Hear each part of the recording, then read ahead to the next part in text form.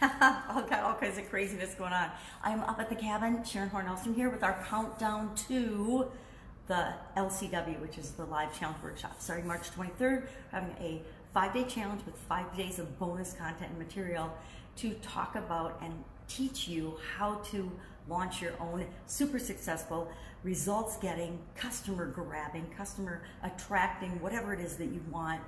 Most businesses that I've worked with and that I've ever interacted with, one of the biggest things they want is more sales, right? More money, more sales, more profits, and that all comes from more customers. So I've done lots of challenges about getting more customers, but this is about how to do your own challenge, step by step, in 5 days, from start to finish, A to Z. You will know how, and the following Monday, or heck, Saturday if you want, you can launch your own results getting challenge. And that's March 23rd. But to count down to that, I thought, why not share the 20 just brainstormed list of 20 things, the biggest lessons that I've learned in my 47 years of business. Been in business a long time. Started my first business when I was 13, which is pretty young.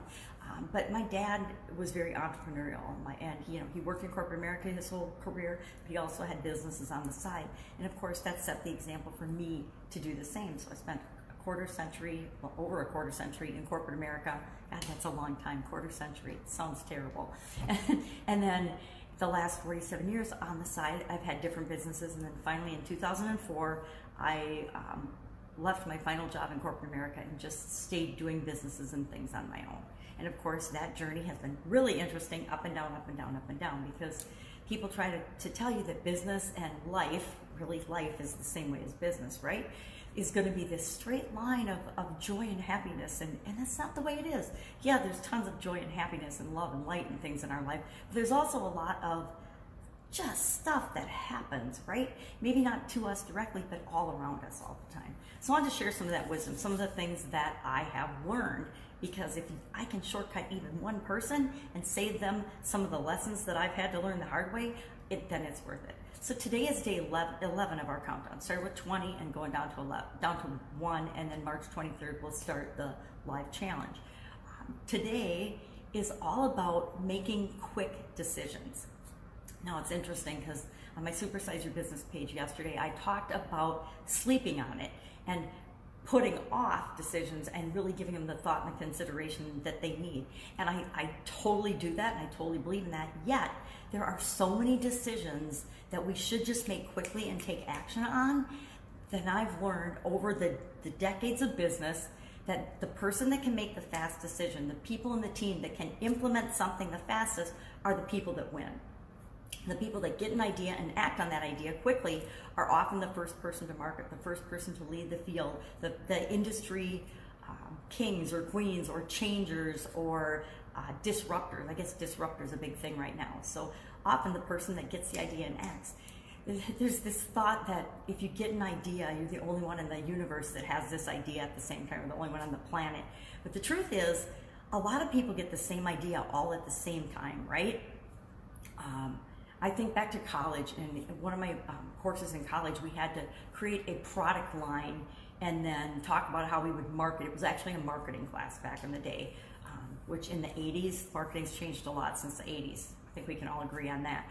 But in that class, we had to come up with a product idea and then say how we would market and launch it, with all the P's and the things that they teach you in college. And I actually did an idea about designer-like pantyhose, different colors and textures of pantyhose. Now, this was back in the day when they were like one color of pantyhose. And so I had this idea that we'd make all different kinds and colors of pantyhose. Well, like the next year, and I didn't do anything with it, I just did it as a college class. The next year, all of a sudden in the marketplace, all different kinds and colors of pantyhose started to hit the market. And that's where I realized that there's ideas floating around all the time. There's opportunities floating around all the time. And it's the people that see them and then act on them that get ahead of the curve and win the game. So it's important to make quick decisions. It's also important to make quick decisions on things that just don't matter. What flavor coffee puck am I going to make this morning? There's 10 of them to select from here at the cabin. Does it really matter? No. Grab one, make your coffee, and go. Where are you going to eat lunch? Where are you going to eat dinner? Now that might matter if you've got health challenges, but even then, We've been eating how many meals in our lives? That should be a pretty quick decision. One of my biggest frustrations is going out with a group of people. Say there's 10 of us and nobody can decide where to go have dinner, right? And so you'll waste and you'll talk for like 45 minutes trying to decide where to go to dinner. Then you get there and you have to wait in line for 45 minutes to get in and actually get a table. So some things make quick decisions. Now I have a trick and I have a strategy, and this was a hard-fought, hard-learned lesson in making quick decisions. And how do you decide? How do you decide what to do and what decision to make quickly when you've got to make a decision fast, or you want to make a decision fast, when you have limited information? You've got a little information, but you don't have all the information that you'd like with respect to making this decision. And let's use the dinner example. So your friends and you are going to go out to dinner, and you don't have all the information about how long a wait's going to be at all the different restaurants that you throw out there and want to go to. Well, then my go-to method is, how do I feel about it? And I ask myself literally, how do I feel about this choice? If I make this choice, if I decide we're going to go to Green Mill instead of Pier 500, now I know the wait at Green Mill is probably going to be way less than the wait at Pier 500. And these are just restaurants in my area, but you get the example. Either way, how do I feel about it? How do I feel about what I'm going to eat there? How do I feel about what I expect the experience to be like? And it's just a gut instinctual feel. Now, I will admit, I didn't always listen to my intuition. I didn't always listen to my gut and how I felt about things. I used to. I'm a nerdy engineer. I've got an engineering background. I love math and science. And so I thought I had to have proof and facts before I ever made a decision. And I learned the very hard way by making some very bad decisions based on what looked good on paper, what sounded good, but I didn't check in with my intuition, because my intuition was screaming, don't do it, no! That's the wrong person to get in business with. That's the wrong person to partner with. That's the wrong customer to have. And every time that I didn't do that gut check or that intuition check, every single time, it's resulted in some really, really bad outcomes. I had a business partner that I can't even explain, or I couldn't even have imagined the nutsy, crazy stuff this person came up with and put me through. Unbelievable, up to and including the stress of me dropping dead. That was part of me having a sudden cardiac arrest 10 years ago. So you have to be careful, but in order to make quick decisions, the litmus test for me is always, well, how do I feel about it? And we usually feel one way or another about something. Some things we're just, milquetoast about, and we have no strong feelings about. And if you don't feel strongly about something, then just go with what seems to, or what will seem to give you the results that you want and move you in the direction of your longer term goals, the what you want, more quickly and easily. Will we always make the right choice when we make a quick decision? No, but guess what? We don't always make the right choice when we make a long thought out, procrastinated, commiserated over decision.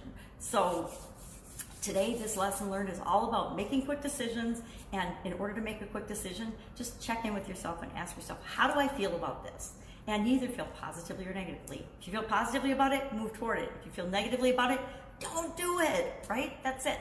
That's it. Go out, have an awesome day. I'll share the link below with the live challenge workshop so that you can join us in. We're going to do it on, I'll do the recordings on the Thrive Challenge page. It's a Facebook page, and actually it's this Facebook page that I'm talking on, so you know where it is.